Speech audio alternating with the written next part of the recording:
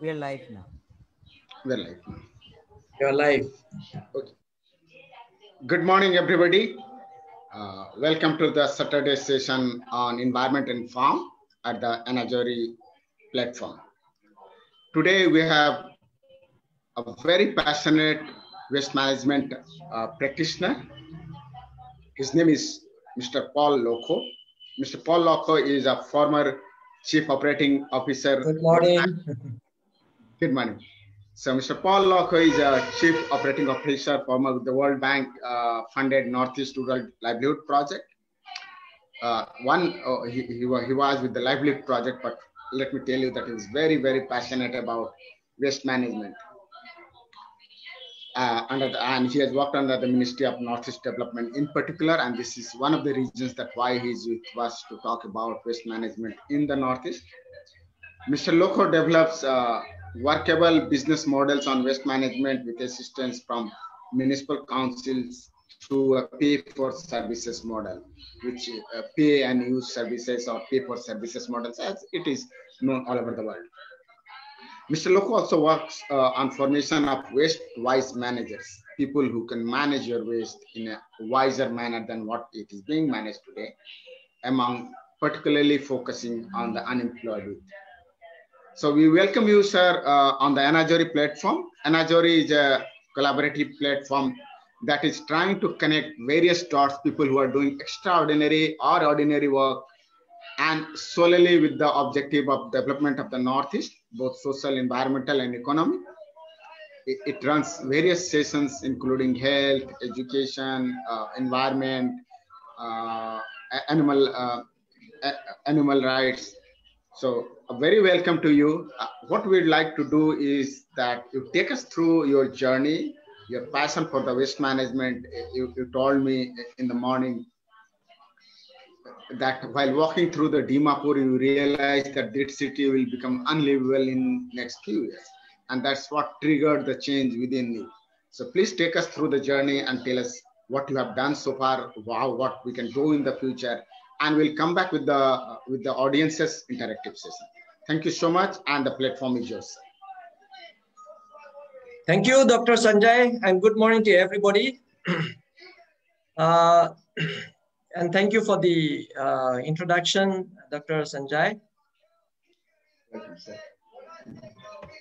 Today, the strategy that I'm going to adopt is I want to impress upon all the members of this audience today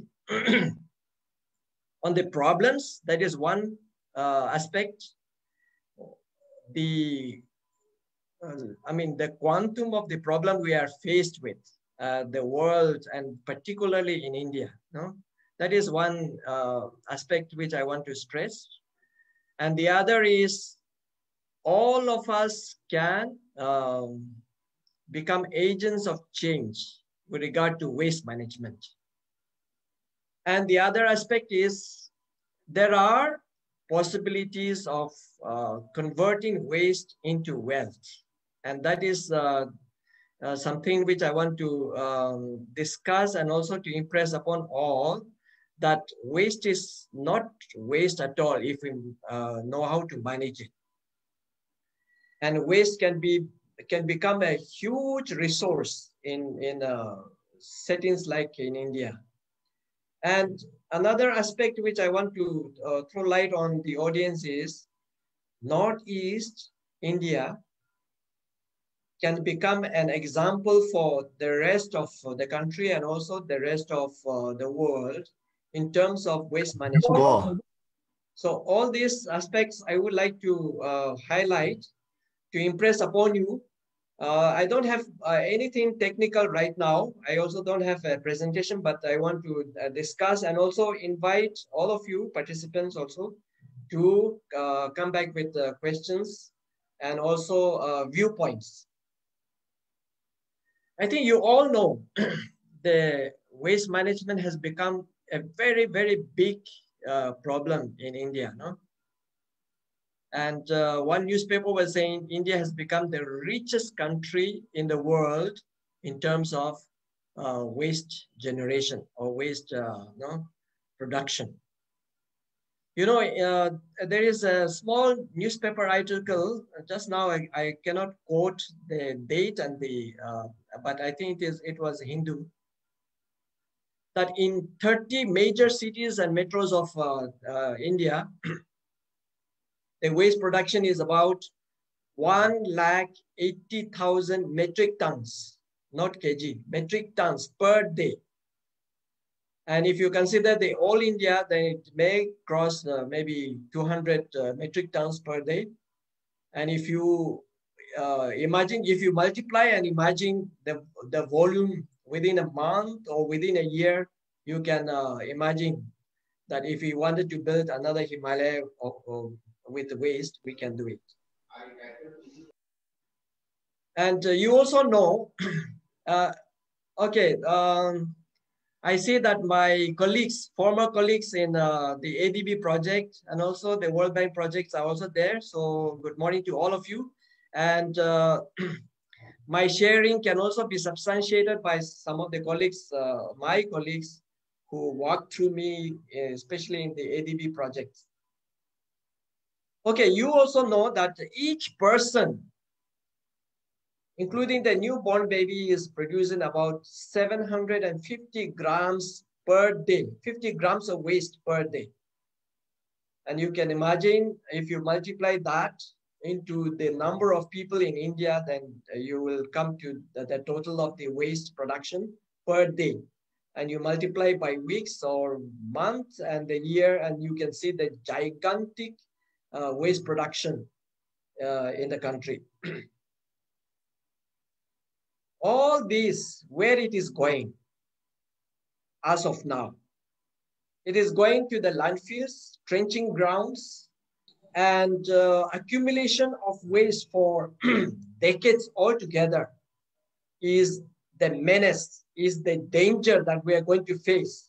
In fact, we are facing already.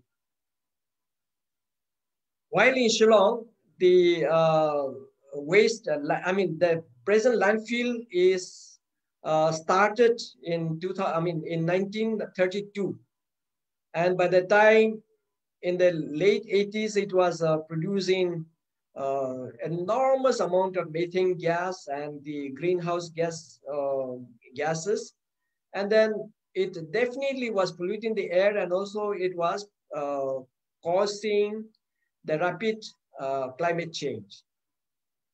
And you can all feel the climate change that is rapidly taking place. It's getting hotter and hotter by the day because of the greenhouse gas production of human footprints. See, we will come to that, but then if we manage the waste properly, or we have very systematic way of planning on waste management, then and then make use of waste as a resource, all this landfill is not required. In fact, the landfills will be empty if we know how to make use of all the waste. And that is what we need to do. And that is what we have to strategize as the action for the coming decades and for the coming, years. And if we don't do, then waste is going to consume us. Waste is going to destroy us. You know, there are very good waste management plans in India. But unfortunately, for involving the grassroots level people is absent. And that is why civil society organizations like today, Anjori is doing an excellent work. And it's an example for other civil society organizations and NGOs and CBOs to adopt this kind of awareness creation. And then together we plan the strategies on how to bring better waste management and help the municipalities, because the municipalities, you all know how they function inadequately, service is inadequate, and all the constraints they face. Now it is the popular movements, popular civil society organizations that need to chip in. And that is where we will come when I talk about PPP models. The Swachh Bharat mission, very ambitious plan of India, no? Launched in 2014. But the hype with which it was launched, we thought that some tremendous change is going to happen. But unfortunately, it is a big talk, but at the grassroots level, community mobilization is nearly absent. It is a show. It's like, I mean, touching the bubbles, not the root cause. The root cause is the kitchens. The root cause is the communities. The root cause is the village levels or the colonies. No, so it has not come down to that level, and we need to create much better networks, much better reach out to the people. So in order to get the participation of the communities in creating better habits or creating cultures where rural people or where grassroots people getting habituated to practice the best practices of waste management. The best practices of waste management requires massive community mobilization. The community mobilization is key to tackle waste problem.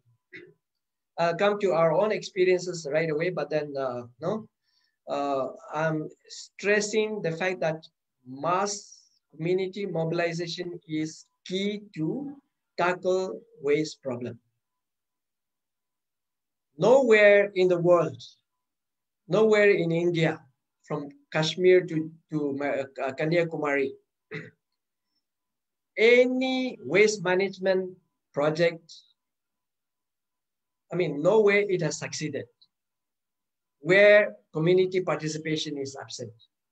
So the bureaucrats, the top people may make hue and cry, they make a lot of noise, but so long as community participation is not achieved, that project is going to fail. That project is not going to make any sense, and the waste management will fail. So that is the situation we are in. The mass community mobilization is the key to introducing best practices of waste management.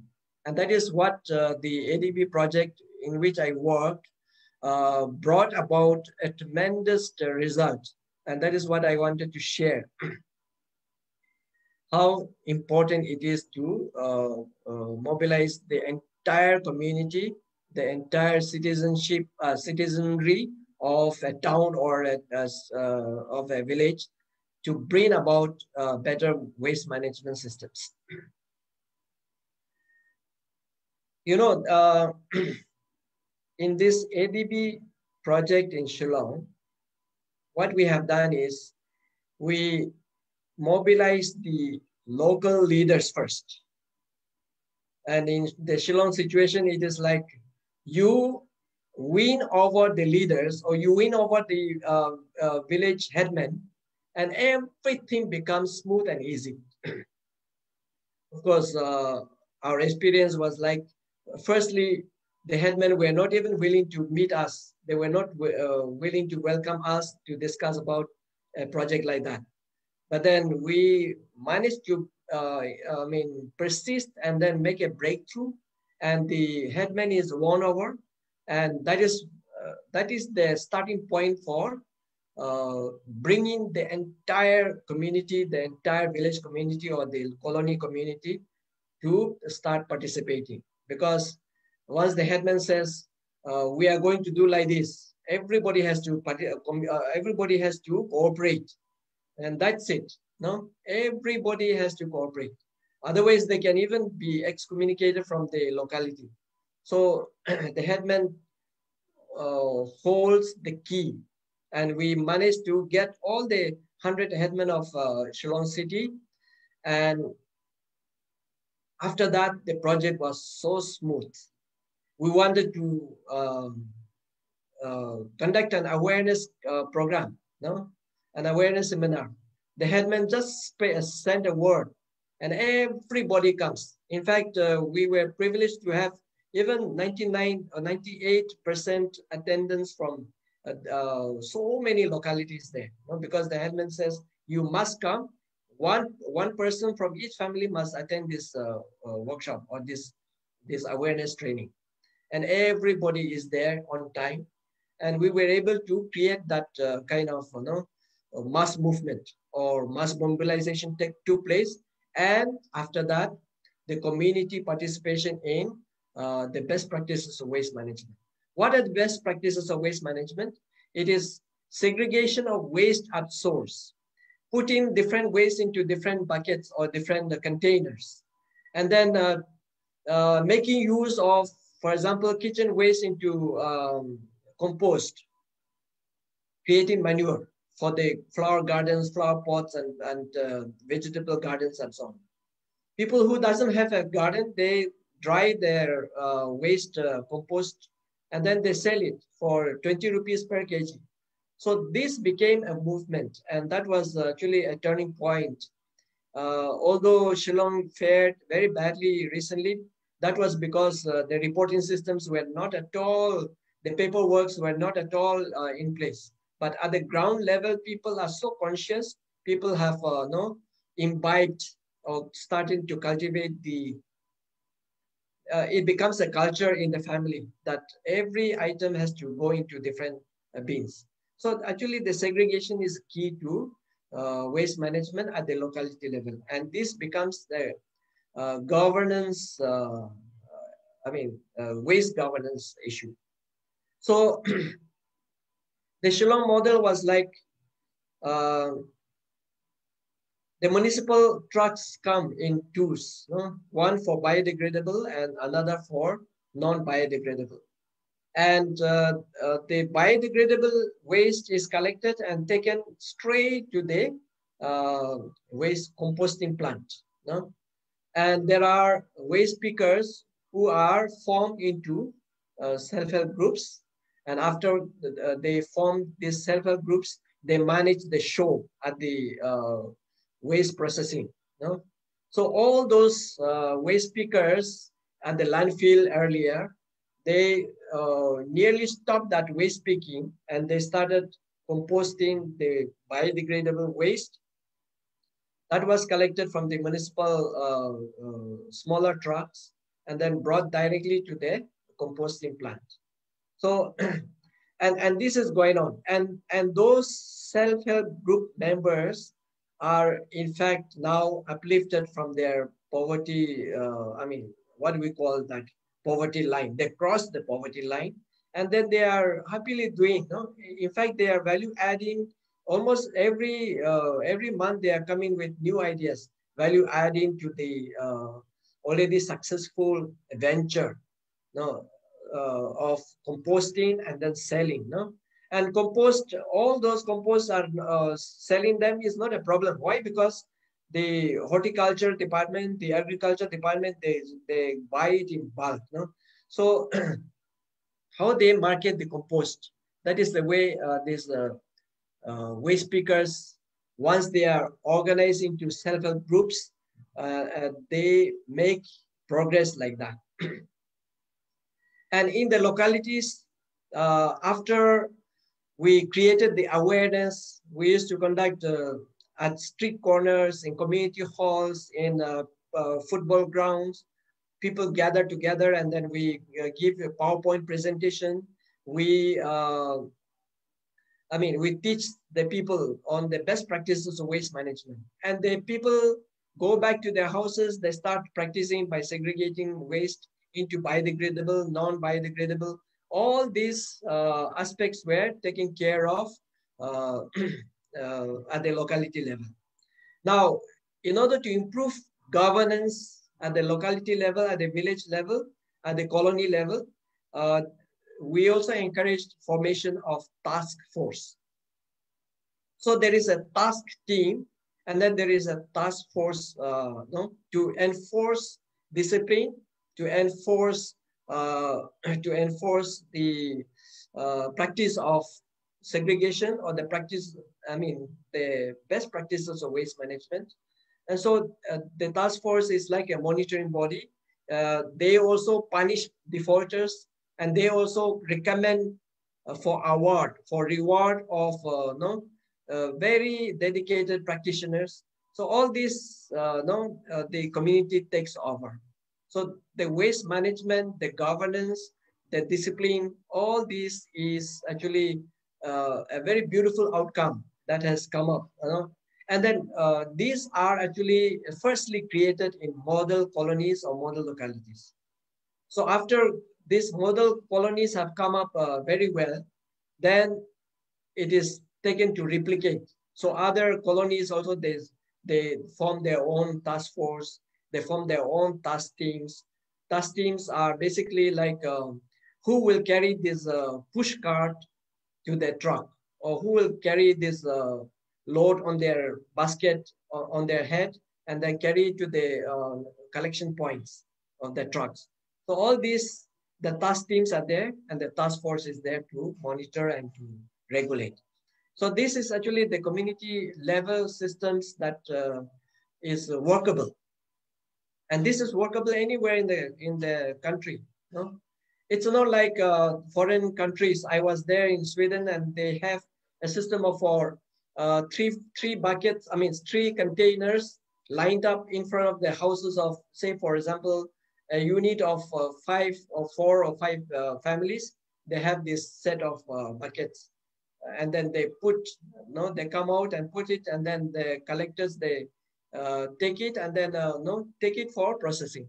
So we cannot have that system as of now, but then each locality can design, each colony of a town or city can design in this fashion. There is a task force, there is a task team, and there is a community to comply with the rules and and also help in the segregation of waste. So when these sort of plans are facilitated by, say, like municipal workers or civil society organizations, and then with backup with law, there are SWM rules. SWM solid waste management rules are there, promulgated by the government of India. There is also the Green Tribunal dictates, no? So if we consider all this, there is enough waste governance. There is enough teeth for localities, the task force, to punish and also to reward. And it's like municipalities or the certain urban local bodies can facilitate in all these processes of waste management. So if we do this, it becomes very inclusive. Waste management has to has to be considered in a very, very inclusive planning, inclusive manner. So this is one system that we need to bring about when we are working for better practices of waste management, for bringing change in the waste scenario. So there are different steps that we have to adopt. And all these different steps in the best practices of waste management are found in the solid waste management rules of the government of India.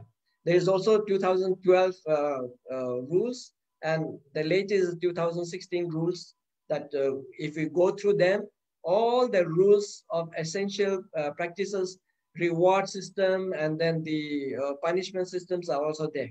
And this is governed again at another level. That is, the Green Tribunal is the authority that promulgates punishment.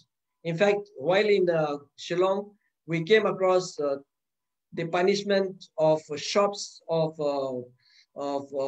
these housing societies. They were being punished by fining them on the spot, 15,000, 20,000. And then the second repeated offenders, they were brought to the public for public shaming. All this is there, no? So we can effectively actually control waste and management, we can produce, I mean, we can introduce these management systems. There are also the rules to follow, and the punishments are there, no, in the rules itself. So we can actually govern better in the waste management situation. One story that I want to share is, we thought littering was a problem, a big problem. You go into the parks, you go into the streets, you walk the streets, and you see full of litters, no?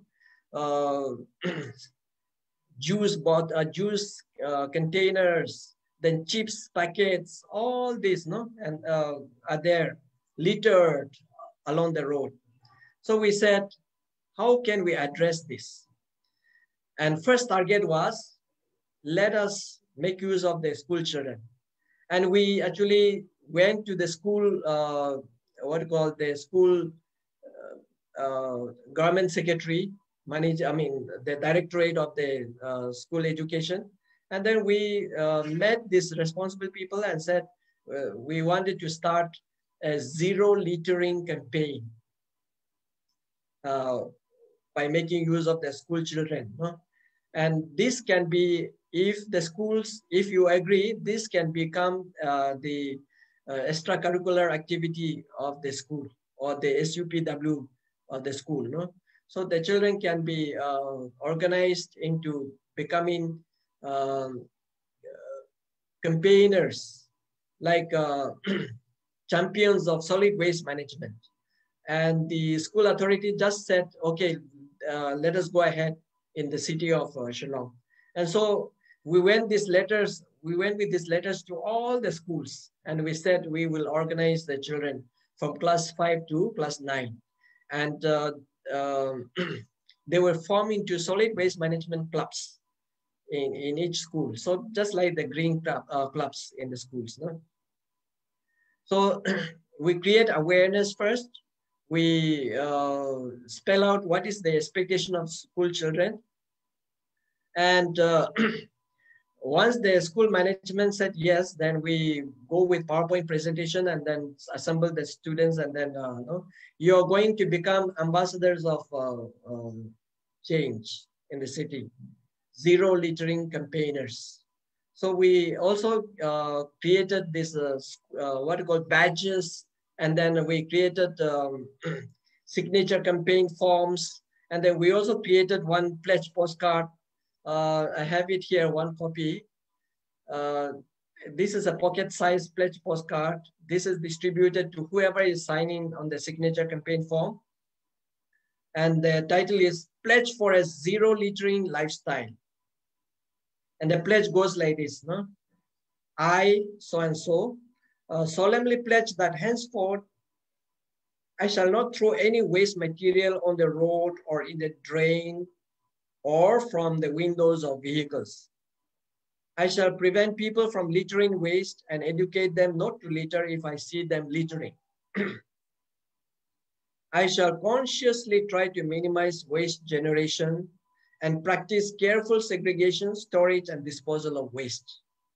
And the person signs. And this is, this can be carried in the pocket. This can be carried in the purse, because this is, it is a reminder that the person has taken a pledge for a zero littering lifestyle. And, and the students go around getting the signatures of people who give the signature, and then a postcard is given to that person who has signed the signature form. So this is a way of encouraging the school students to become active ambassadors of change with regard to littering, with regard to solid waste management. And each school also is encouraged to adopt a park or a stretch of the road or a drain, so that, near to their school, so that they mine and maintain zero littering in that stretch or in that park. And so this is actually become a responsibility that the students begin to like it, and the schools also actively participate. They even put up banners. They even put up litter bins. They purchase and install litter bins along the stretch of the road which they are minding. All this took place. We also rope in the Domestic Workers Association members. And the Domestic Workers Association members, we taught them first segregating at the household level, and then what to do with the waste, and how to manage the waste for the families which they are serving as domestic workers. So this was also a plus point to the improvement of waste management, because these are the main, key stakeholders. No? And then we, in Dimapur, what we have done is the governor of Nagaland encouraged the major generals of the army cantonments to contact us, and then our staff have gone around the cantonment areas and teaching them on institutional composting. So all the biodegradable waste in the cantonment area is brought to a center where there is a small hut, and then there could be either drums or trenches dug into the mud, so for composting. So this is actually a process that is now catching up, and then we can upscale all these, of course, to promote better waste management. Now, at Shillong, we have also done ISC materials printing in 2 languages like Khasi and English. Then we also have done roadside signages and hoardings on promoting ideas of best practices of waste management. We have done radio talks. There used to be interns coming from different colleges in India, no? to learn practical social work or community development works. And then we used to have almost every month, we used to have, almost throughout the year, we used to have interns, 6-7 people along with us. So we encourage them to produce radio talks. We encourage them to do small dramas, street plays, and then capturing the TV, and then capturing different channels, and then put it up into Facebook, and also to screening in local channels and all this. Then we also have cartoon strips, no, on waste management. So that goes on at the intervals of TV programs, local channels especially. Then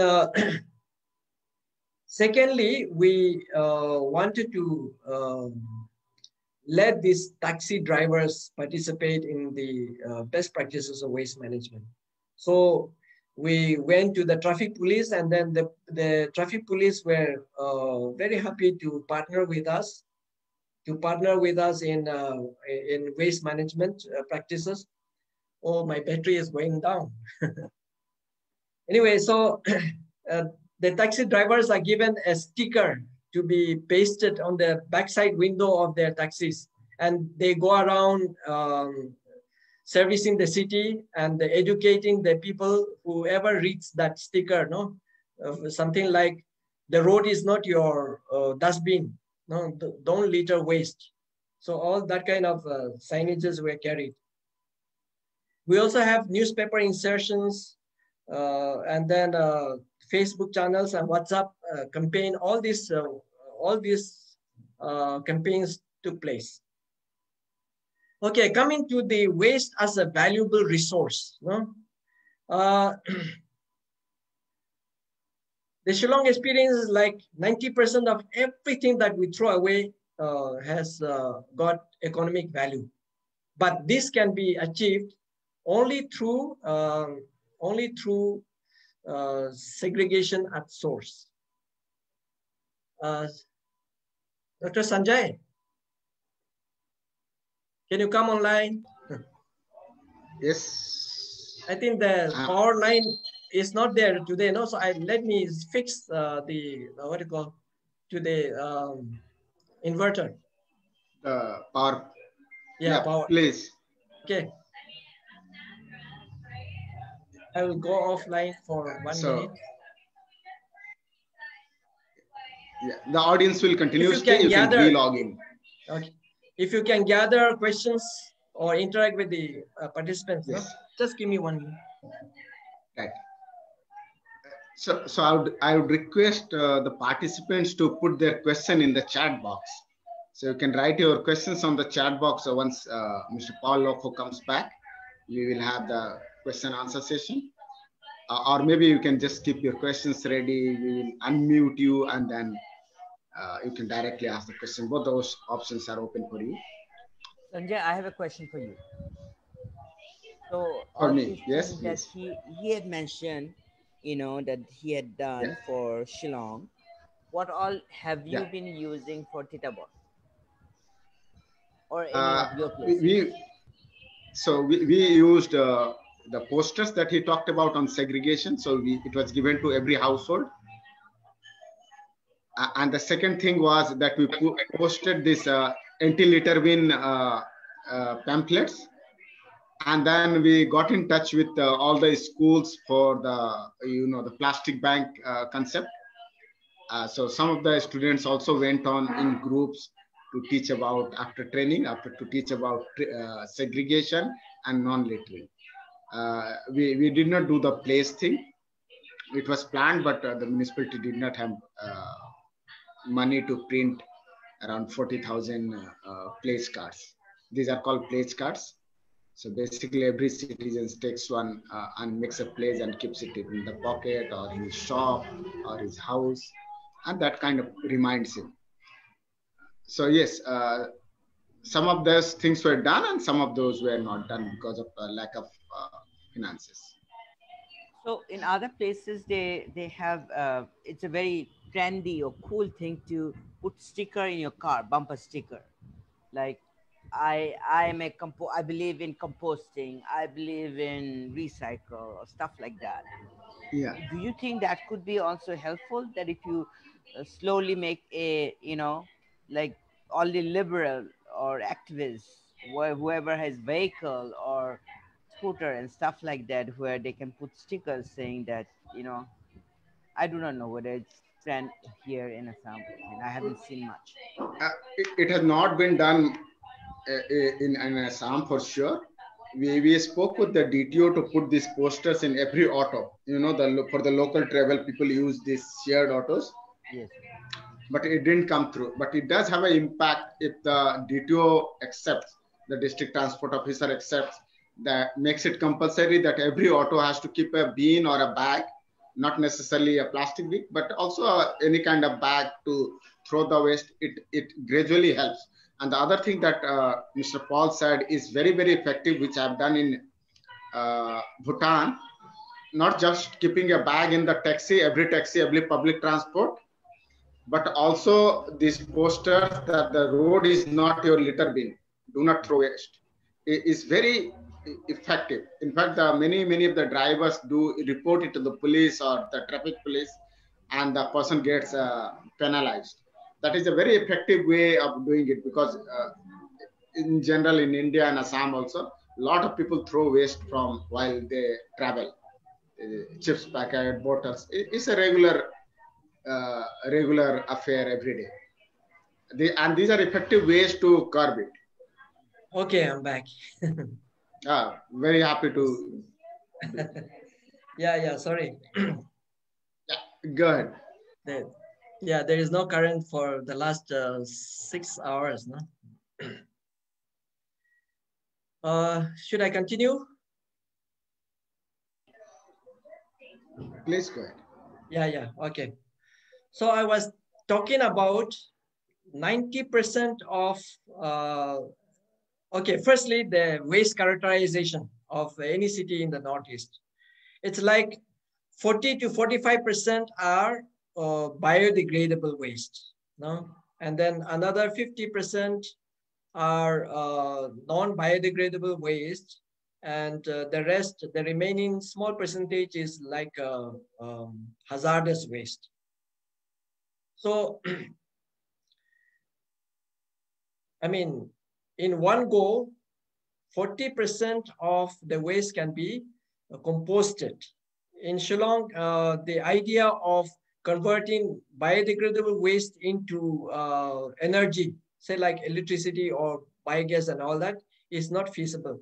But maybe in the plains, in the hotter areas, no, the waste, of course, the volume of the waste has to be, sufficient for generating electricity. But then there is a movement now, uh, waste into energy is discouraged. Why? Because waste has got, when it is introduced into heat, it has the potential for either particles in the form of fume or in the form of even what it calls smell that can pollute the air. So there is a movement of people who doesn't want converting waste into energy. Anyway, that scientifically we'll have to analyze again. But still, composting is one good solution. It can be implemented at housing complexes, housing societies. It can implement at the village level, as we have done here in Dimapur. Two cantonment areas, they have started their cantonment area waste collection, and then all this biodegradable waste is going into their compost. And they have now developing, before in the cantonment area, there were no flower beds or flower plantation. But now they started having that. Even flower plantation is there. So composting is one viable option of all the biodegradable waste. Here in Dimapur, some 31 colonies, they have, with the support of the municipal board and our cadres together, they created awareness, and also they teach the families on how to compost. By the municipal has given them free buckets for the composting, small units. So at the family level, they are composting, and the success story is that so many families, they have started kitchen garden. They have even started gardens in the terraces or the balconies. And then they have, whoever was not practicing any small vegetable plantation, they started, because the compost is there, very useful for plants and flowers and all that. So it is taking place. Therefore, composting is one viable option for all of us dealing with waste. And of course, you all know that plastic, what is to be done with plastic? In India, there are two plants where plastic is being used to convert into diesel. And certain vehicles, they use that as a fuel, diesel fuel. But even better idea is they convert into pellets, and then they make use of it for metaling their roads. Here in Dimapur also, I have seen some 50 meters of road that was constructed with plastic, melting plastic with sand, cement, and sand and bricks, chips and all that. So it remains sturdy metallic road. So this kind of using of plastic waste into very useful products again. In in few countries, I have come across that every plastic that comes to your family is actually shredded into bits, and then after shredding, they take it to a collection center where they get per kg, per kilo, they almost get half a dollar. That sort of that sort of pricing is there. So in India, particularly in the Northeast, technological intervention is something missing for waste processing. And building materials also, you can make use of certain waste materials. But so technological intervention is the need of the hour for waste processing, for waste, dealers, for waste managers. And therefore, maybe all of us will have to, all of us will have to look for resources where we can bring technology to process waste or to deal with waste. And certain places where even splinters of wood, splinters of wood or bits of bamboos, they are gathered together and then converted into some other useful items like charcoal, where it burns without smoke, and then you can cook food or use it for industrial, small cottage industry or industrial purposes. So these are actually some of the potential, some of the opportunities that are there with regard to waste management. And I think we have to, especially waste managers or waste workers connected with government or connected with resourceful institutions and resourceful organizations, need to explore possibilities of bringing simple but effective technology to deal with waste. Jorhat is one place where waste segregation is going to take place, and I think they have made a gigantic, what you call waste processing center, and like that, many municipalities need to, source funds for developing this kind of value addition to waste management. Now, coming to the need of connections. I'm now speaking about dedicated CSOs, NGOs, and CBOs. They need to, if they can manage on their own, it is very good. But then very often, resource constraint is constraining the initiative, constraining the drive and the enthusiasm of this kind of organizations. Therefore, we need to connect to resourceful organizations, resources of the government and all that. So I want to highlight a little bit on how to go about in this connection.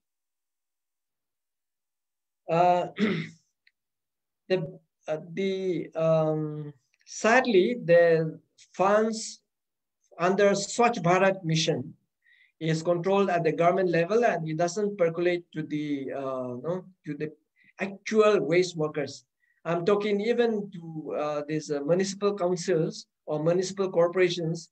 They get very little access to Swachh Bharat mission funds, apart from few vehicles that they get and all that. But the grassroots movement, the community mobilization, which is number one requirement in better waste management practices, the funds are not available to that kind of processes. So we need to actually even make aware and advocate for funds for this grassroots waste management.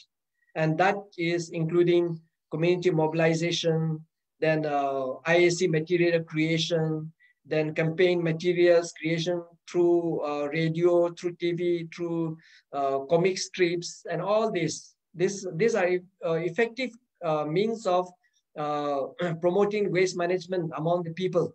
And these are not available. And so we need to advocate also for this kind of resources to be made available even through the government systems. The municipal councils or the municipal board and all that, they also are groping in the dark. They face resource constraints, they faced, manpower constraint, all that. But then I used to think that municipal, they usually collect taxes from shops, from houses, from buildings and all that. So they should be actually comfortable with regard to management of the whole operation of the municipal area. But very often this is not the case. And therefore, our line of advocacy is please promote PPP models. public-private partnership models, because public-private partnership models are working much better than any other models, any other systems. No? Like in Shillong, the locality headmen together with the task force, they they do the whole operation, the whole management, and the government has nothing to do. And only the government gives a little resources. So this is actually the public-private partnership model, where you manage everything, and here is some resources, some funds for that management. So this is actually one of the best way of making this best practices of waste management a success. So, Mr. Paul, yeah. Mr. Paul, we have 12 to 15 minutes for the question and answer session left. Okay, now I'm finishing. Okay. So one thing, okay, I have nothing much to add now. This is actually to provoke your thought process, your thinking process, so that we can maybe connect all of us together to bring improvement in the waste scenario, to bring improvement in the, maybe even to contribute to this climate change situation.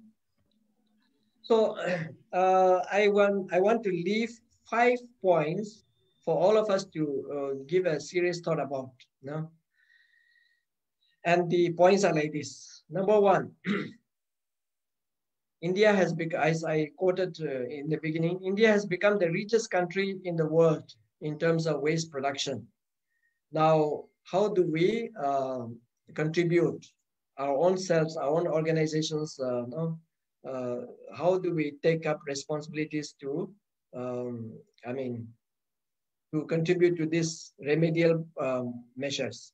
Secondly, COVID or no COVID, life may become impossible without face mask due to pollution. So we have a great responsibility of reducing the pollution, and that is through waste management, best practices of waste management. And this can be adopted at the family level, individual level, by adopting zero littering and also minimizing waste production at your individual level, at your family level. This is the way of helping the pollution control. Third, the reality is nowhere, say from Kashmir to Kanyakumari, solid waste management project ever succeeded without the full participation of the citizens. If you want to work in a village, the entire village citizens community has to be participating in the practice of best waste management practices. 4, waste governance need to take precedence even over health infrastructure and economic infrastructure, because with the escalation of waste proliferation, our health standard will not improve if we don't improve in the best practices of waste management. And lastly, if we don't innovate in waste management, waste has the capacity to destroy lives and damage the environment irrevocably. So these are some of the points for all of us to think. And in conclusion, I think in the Northeast, there has to be a strong network of waste practitioners or waste managers. So all the organizations put together, we can come together on and off as and when possible to bring improvement in the waste management scenario. This is all. Thank you very much for listening to me. Thank you. Thank you so much. Thank you so much, Mr. Paul. It has been quite enlightening and good to hear those 5 key messages that you just delivered. And those are quite interesting. Without taking much time, I'll straight away move to the questions that the people have put forward. We have the first question from Samhita Barua. She says how to deal with medical and disposable waste like PP kits, gloves, masks, adult diapers, baby diapers, etc. So basically diapers and sanitary napkins. And I also guess that she means a little bit of biomedical Okay, waste. yeah. In fact, this is a big concern in regard to waste management, and we were insisting that it should not be mixed with all other type of waste. So all those health institutions where, I mean, the Green Tribunal issued, a warning that institutions that doesn't have this four dustbins to separately store the different items, no? And when health institutions start practicing this four bins segregation and storage, all those items can be utilized. There are big organizations that gather the medical waste if it is separated, no? And they make use, I mean, they recycle, or I don't know what exactly they do it, but they generate a lot of wealth out of this medical waste, no? Apart from the blood soak, clothes, I mean, the cottons and all that, this has to be deep burial or incinerated. But incineration is actually a bigger danger. That is what the world researchers have said. So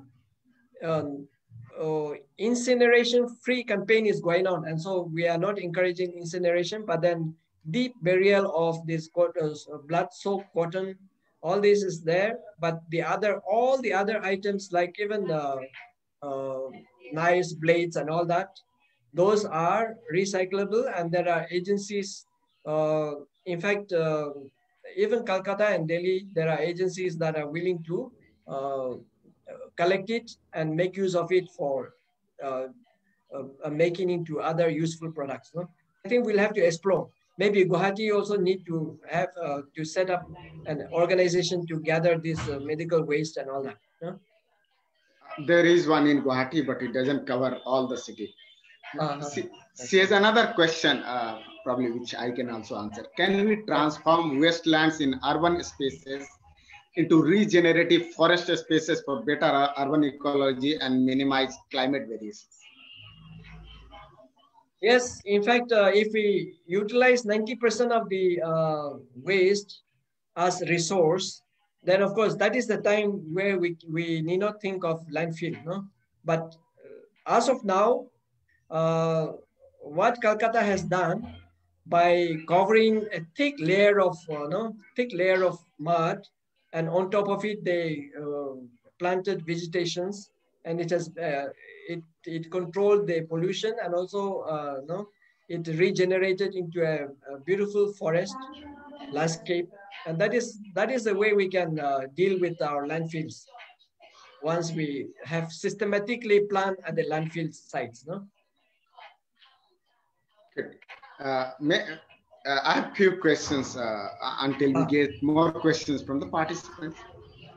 You see the recent structure survection and the sustainable cities survey doesn't show any in the top cities of the country, in the top 20, doesn't figure in, no northeastern cities. In fact, I was very disappointed to see the name of Gangtok and Shillong not figuring in those cities, because I personally seen Gangtok being very clean. They're doing good amount of recycling. They're doing some decent amount of composting. What are the reasons do you really think that Northeast municipalities need to do to make it different from what happens in the rest of India? Because until 1990s, Northeast were one of the cleanest region in the country, and that is not the purpose.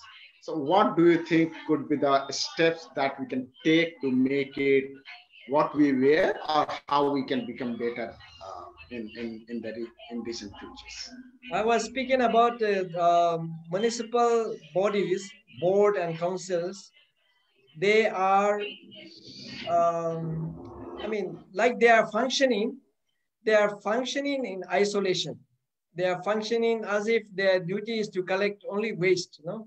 and not reach out to communities, to colonies, to wards, to the people, to educate. No, that is one, big obstacle for minimizing, for lessening the burden.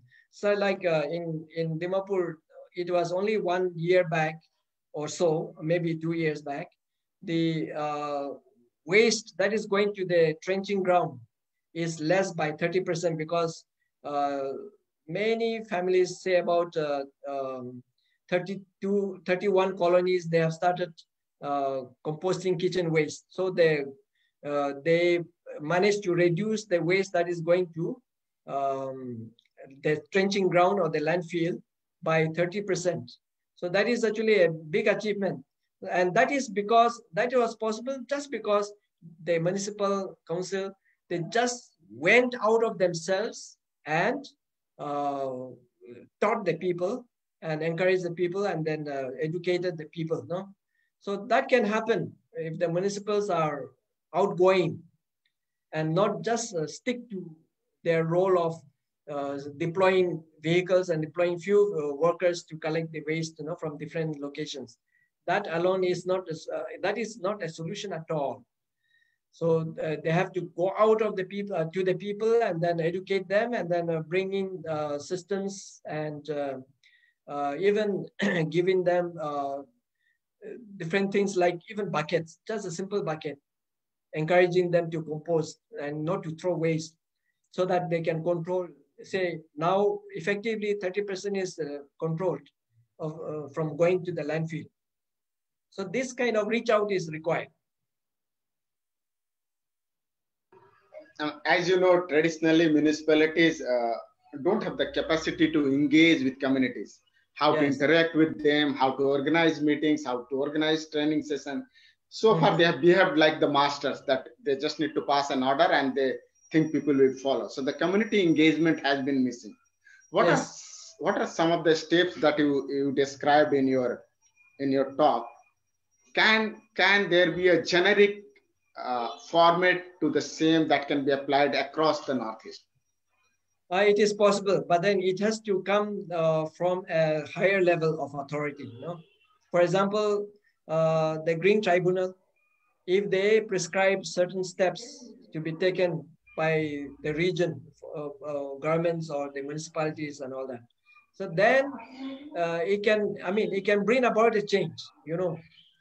As I was saying, the Dimapur Municipal Council, as soon as they rope in 2-3 NGOs to do community mobilization and to do awareness training and also to train on composting, then the people the people started cooperating and the municipal got this value addition to their performance, and they improved their performance. Now Dimapur is improving, because people's, the NGOs managed to create awareness, at least in those many localities, like 31 localities. Yeah. If you have to pass on one message to all of us as an individuals, that what message that will be for the betterment of the waste management? I think all of us, adopt a zero littering lifestyle. Of course, many of us already adopted that, but we could encourage the same in our neighborhood, or we could, all of us, if we catch hold of 1 or 2 schools to start the zero littering campaign through, making use of the student community also, it is going to help. So that's one thing. Okay, let me open the platform to the participants. If anybody has a question, kindly unmute yourself and ask your questions directly. I don't see any more questions on the chat box. So participants, you are welcome to ask your questions directly to the speaker. There are also my previous ADB project colleagues are there. If you want to give a little input here and there, you're welcome.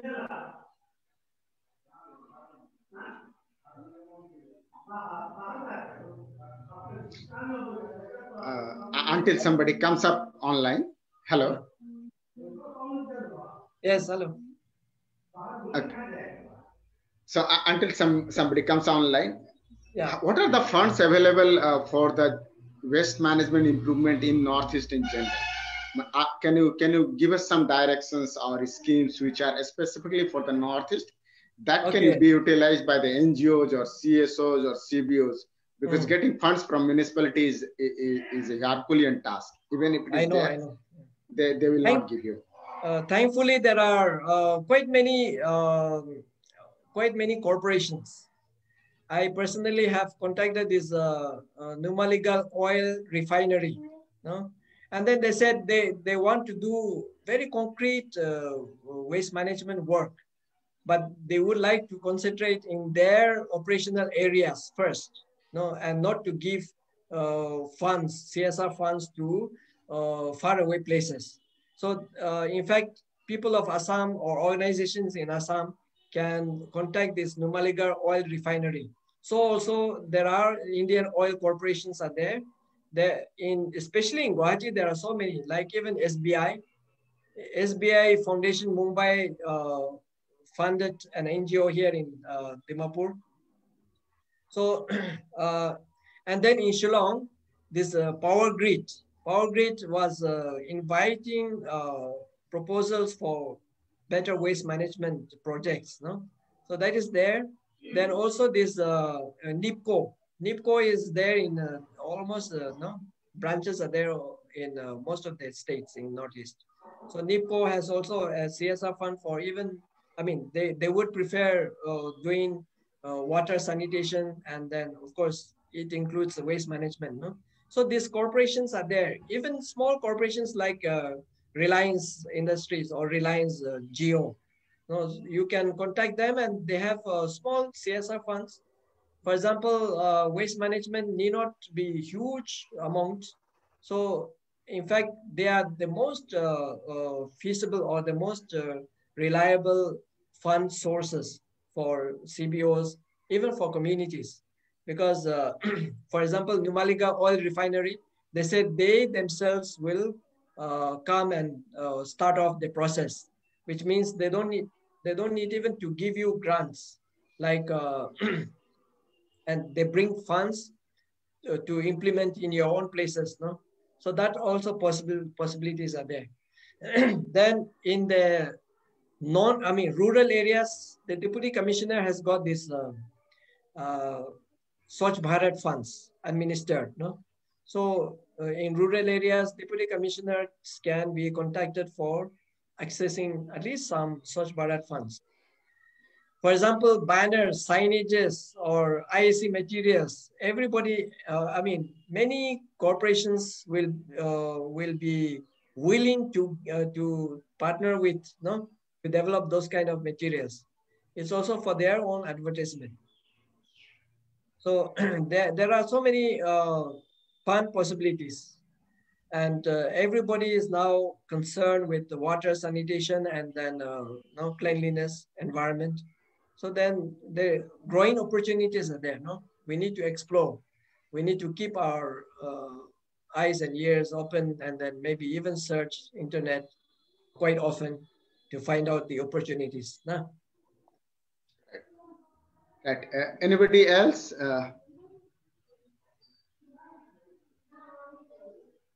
I think it's already time. Yeah, it's already time. So thank you so much. Still, there is a space for one question if somebody wants to ask. Dr. Paul, thank you so much. It is a pleasure having you today, and so enlightening and so clear-cut messages. We really like those messages that you clearly pointed out, and we hope that the members will take it forward and not just keep it to themselves, but probably one person will at least be able to influence 10 more people. Yeah, so right. we reach the higher numbers. We hope to keep in touch with you. We are in 3 cities. We believe that we can be in more cities. And if any time that any help requires, I'm with you on this waste management platform. And we'd like to see that how we can work collaboratively. Thank you, everybody who is there on today's talk. There are a lot of people on the Facebook stream. Thank you everybody on the Facebook who are watching this. Thank you, Anajori, for organizing this talk with Mr. Paul. Thank you so much, and have a good day and have a good weekend. Yes, thank you. Same to you. Thank you all. Now, Paul Lokho is speaking in a Hello.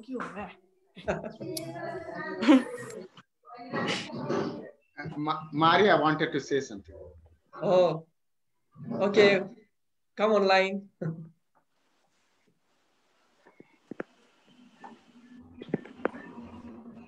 Maria, no? Yeah, Maria, even Georgina, do you have something to say and a comment? Hello. Yes, hello, Mr. Paul. Georgina. Yeah. Nice to see you there. Yeah, nice to see you also. Hello, everyone. No, so I don't have much to say, but I just wanted to share something. This is in relation to, sorry, I don't want to put on my video because I'm not looking my best. Okay, go ahead. But you are the best. Oh, well, maybe. So I was just thinking that when Mr. Paul said that there's a lot of lack of constraint of money and municipal not taking it and not pulling up their socks of trying to make improvements, and a lot of us have gone ahead doing it on our own. I would just like to inform you all that just yesterday, in fact, here, so I work with a group of waste pickers. We formed them into a self-help group with Mr. Paul, of course. And yesterday, so we've been trying to look for a vehicle for door-to-door collection for us. I wanted the waste pickers to start door-to-door collection in their own locality, and there was a lot of no from the municipal corporation. Finally, we've taken it up upon ourselves. We have an individual who's allowed us to rent out his car for a very meager amount per month.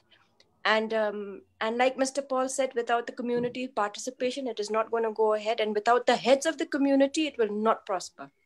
So the heads of the community are with us now.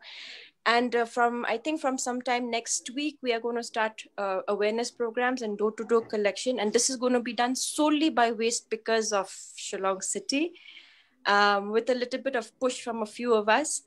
And we're getting one locality, and hopefully in the future, we would expand to more localities. So that's all I wanted to share. Yeah. Yeah, nice. Thank you. Yeah. Thanks, Georgina. Welcome. Thank you, everybody. With this, we close the session today. Thank you, Anajori. Thank you, Priyanshu and Milin, for organizing this. Thank you so much. Thank you. Thank you.